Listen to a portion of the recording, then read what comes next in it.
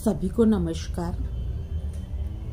कल हम रसोई संबंधी विभिन्न कार्य क्षेत्रों की व्यवस्था में कार्य की सतह पर कार्य केंद्रों की जो विभाजन है उस पर चर्चा कर रहे थे और उसके अनुसार हमने भोजन पकाने की पूर्व तैयारी का केंद्र कैसा होना चाहिए, खाना पकाने का केंद्र कैसा होना चाहिए और पानी का केंद्र कैसा होना चाहिए, इस पे हमने चर्चा की थी।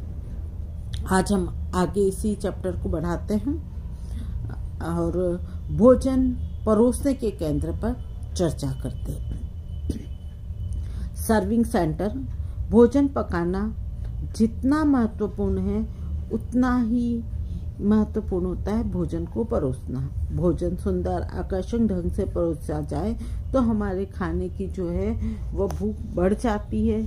खाना खाने वाले का मन जो है वह प्रसन्न होता है और खाना खाने के लिए वो जागरूक हो जाता है। उसके आमाशय से पाचक रस निकलने लगते हैं। भोजन परोसे जाने के केंद्र का भी सुव्यवस्थित होना और भोजन परोसने के केंद्र के भोजन पकाने और भोजन खाने के केंद्र के मध्य होना चाहिए। मतलब जहाँ भोजन पकाया जा रहा है और जहाँ भोजन खाया जा रहा है उसके बीच में भोजन परोसने का केंद्र होना चाहिए। इससे क्या होता है, हमारे समय और शक्ति की बचत होती है। अब जो भोजन परोसा जाता है वो भारतीय शैली में कैसे परोसा जाता है और पश्चिमी शैली में किस ढंग से परोसा जाता है, ये दो तरीके से हम परोसते हैं।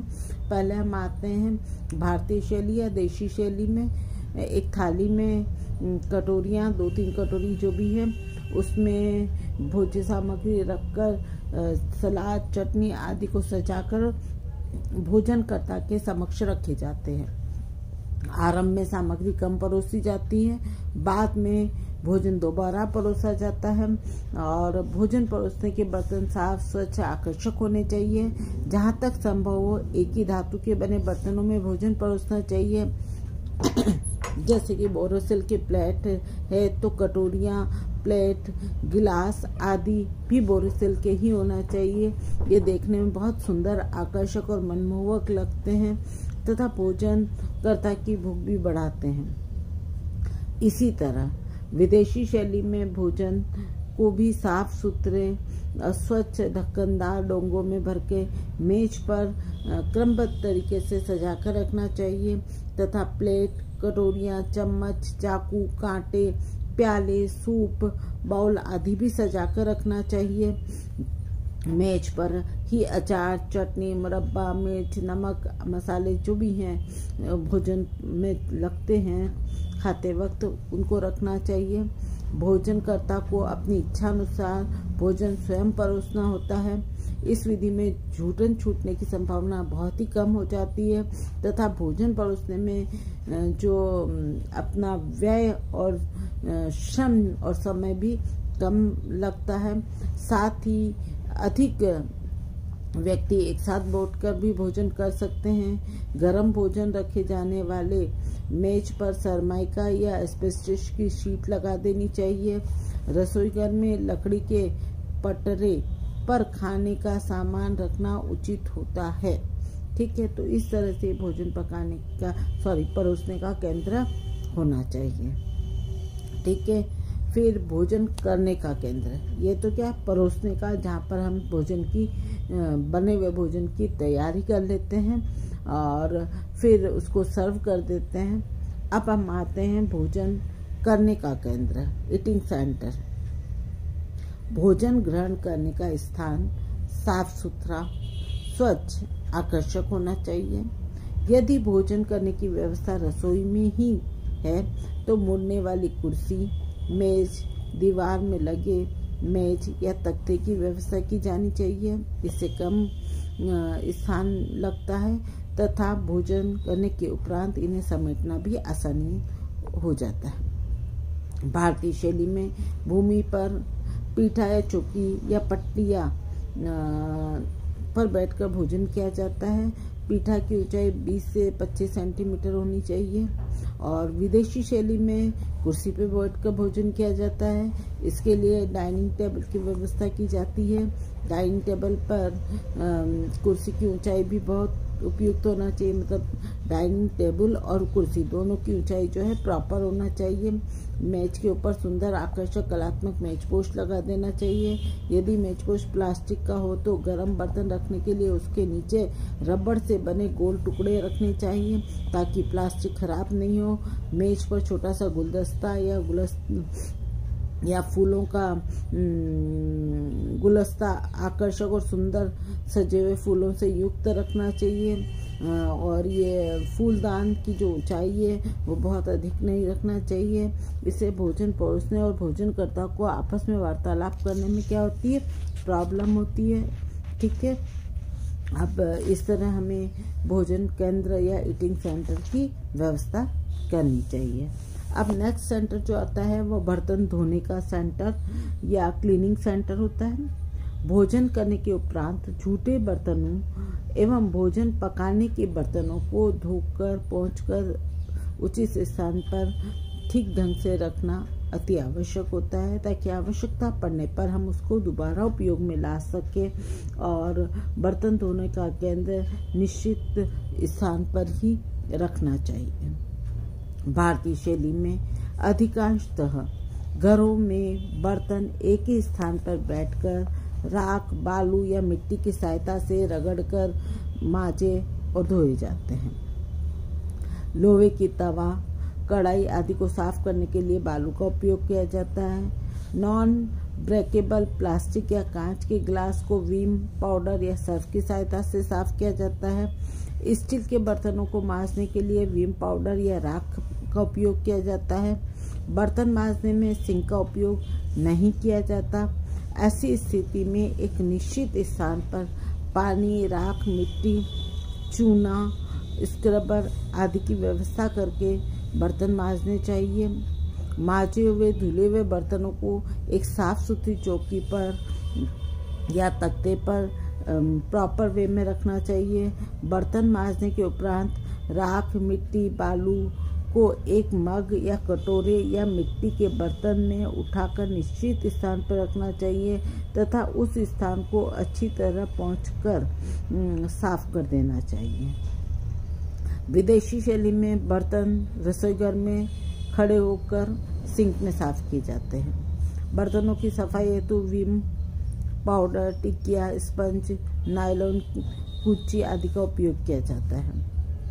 इसमें हाथ, सिंक अथवा बर्तन अथवा वस्त्र गंदे नहीं होते हैं। धुले हुए बर्तनों को सिंक में दाईं ओर सजाकर पलट कर रखना चाहिए ताकि बर्तनों में से जो पानी निकल जाए और बर्तन मांजने के उपरांत बर्तन धोने वाली सामग्री जैसे कि स्पंज, में टिकिया है, चूना, स्क्रबर और जो भी इसके सामान है वॉशिंग के, वो एक निश्चित स्थान पर सुरक्षित रखना चाहिए ताकि देखने पे सिंक गंदा और भद्दा नहीं लगे। आजकल तो बर्तन मांजने की मशीन का भी उपयोग किया जाता है जिसमें झूठे बर्तनों को जमा कर रख दिया जाता है और उसके पश्चात वो मशीन को चालू करके बर्तन जब मच जाते हैं, पहुंच जाते हैं, तब वो साफ होके बाहर निकलते हैं, जिसे ठीक ढंग से हमें जमा कर रखना चाहिए। ठीक है, अब नेक्स्ट केंद्र आता है संग्रह केंद्र। संग्रह केंद्र क्या होता है कि कच्ची एवं पकाई हुई खाद्य सामग्री, बर्तन, उपकरण, क्रॉकरी आदि को संग्रहित करने के लिए रसोई घर में अलमारी, रेक, खाने तथा शोकेश की व्यवस्था होनी चाहिए। मतलब रसोई घर का स्टोरेज सेंटर है ये, इसमें ये सारी व्यवस्था होनी चाहिए। पानी को रखने के लिए बाल्टी, घड़ा, सुराही, टंकी आदि का उपयोग किया जाता है। यद्यपि आजकल घर में लॉन की व्यवस्था, रसोई घर में लॉन की व्यवस्था होती है जिसमें ताजे पानी, संग्रहित पानी, गर्म पानी की आपूर्ति होती है, परंतु यह भी सच है कि नल में ताजे पानी की आपूर्ति हर समय नहीं होती। बड़े शहरों और महानगरों में तो 2-3 दिन में एक दिन पानी आता है। ऐसी स्थिति में जल को संग्रह करके रखना गृहिणी को आवश्यक हो जाता है। इसलिए उसे टब, सुराही, घड़ा, बाल्टी, तसला आदि भरकर ढककर रखना अनिवार्य हो जाता है। यदि बर्तन बड़े हो तो इसमें नल की व्यवस्था की जानी चाहिए। बर्तनों में से पानी निकालने के लिए डंडे लगे हुए लोटे या ग्लास का उपयोग करना चाहिए, ताकि पानी जो है वह गंदा नहीं हो। पानी के संग्रह के लिए बर्तनों को पानी से भरने के पूर्व अच्छी तरह से सर्फ से रगड़ के साफ कर लेना चाहिए। मिट्टी के घड़े, सुराही को केवल पानी से खंगाल कर साफ करना चाहिए। पानी भरने के उपरांत इन्हें सुरक्षित स्थान पर रखना चाहिए, ताकि उसमें किसी भी प्रकार की धूल या किसी भी प्रकार की गंदगी या रसोई घर के कोई भी छींटे उन पर नहीं लगे। जहाँ तक संभव हो सके पानी की व्यवस्था भोजन करने व भोजन पकाने के केंद्र के पास रखना चाहिए। ठीक है। अब आटा गूंथने, सब्जी धोने, चावल, दाल आदि धोने के लिए भी पानी की ज़रूरत होती है। इसे भी रसोई घर में पानी की व्यवस्था उचित ढंग से करना जरूरी होता है। इनके लिए भी रसोई घर में 2 नल अवश्य लगाने चाहिए, एक तो ताज़ा पानी की पूर्ति के लिए और दूसरा संग्रहित पानी की पूर्ति के लिए। गांव और छोटे कस्बों में जहां सरकार द्वारा जल की पूर्ति की व्यवस्था नहीं होती है, वहां कुएं से पानी लाया जाता है और ऐसी स्थिति में हौज या टंकी बनवानी चाहिए। बड़ी बाल्टी से ढककर पानी, बड़ी बाल्टी में भी ढककर हम पानी भर के रख सकते हैं। पानी भरने के पूर्व उसकी अच्छी तरह से सफाई और धुलाई करनी चाहिए। रसोई घर में न केवल पानी का अपितु कच्चे पके हुए खाद्य सामग्रियों को भी संग्रह किया जाता है। परिरक्षित भोज्य सामग्री अर्थात प्रिजर्वेटिव जो भोज्य पदार्थ होते हैं, जैसे जैम, जेली, अचार, मुरब्बा, चटनी, शरबत, स्क्विश आदि का रसोई घर में उचित ढंग से संग्रह करना आवश्यक होता है। मसाले हैं, नमक है, दाल है, चावल है, चीनी है, बीज है, फलियां हैं, इनको विभिन्न डिब्बों में भर कर उस पर लेबल लगा कर रखना चाहिए, ताकि प्रयोग करते समय उन्हीं डिब्बों को खोला जाए जिनकी उनको आवश्यकता है। पूरे महीने भर की खाद्य सामग्री को संग्रहित करके रखना बहुत आसान हो जाता है अगर ठीक ढंग से रखते हैं तो, और बार बार बाजार जाने की जरूरत भी नहीं पड़ती है। और साथ ही हम इकट्ठा सामान थोक में ला सकते हैं, जो कि हमें सस्ता पड़ता है। खाना खाने और परोसने एवं पकाने वाले बर्तन और उपकरणों को भी रसोई घर में संग्रहित करके रखना आवश्यक होता है। हल्के बर्तनों को ऊपर की ओर, भारी बर्तनों को और कभी कभी काम आने वाले बर्तनों को नीचे वाली अलमारी में अथवा रेक में संग्रहित करके रखना चाहिए। अच्छा, रसोई में काम आने वाली सभी वस्तुओं को इस प्रकार से स्टोरेज करना चाहिए, जब भी काम पड़े उन्हें सुगमता से, सहजता से, आसानी से निकाल सकें। एक कार्य से संबंधित सभी सामान एक साथ रखना चाहिए, जैसे कि चाकू है, पिलर है, प्लेट है, कप है, ग्लास है, तस्तरियाँ आदि को एक साथ रखना चाहिए। इसी तरह दाल, चावल, आटा, गेहूँ, चीनी, चना आदि को तैयारी के केंद्र के पास में व्यवस्थित करके रखना चाहिए।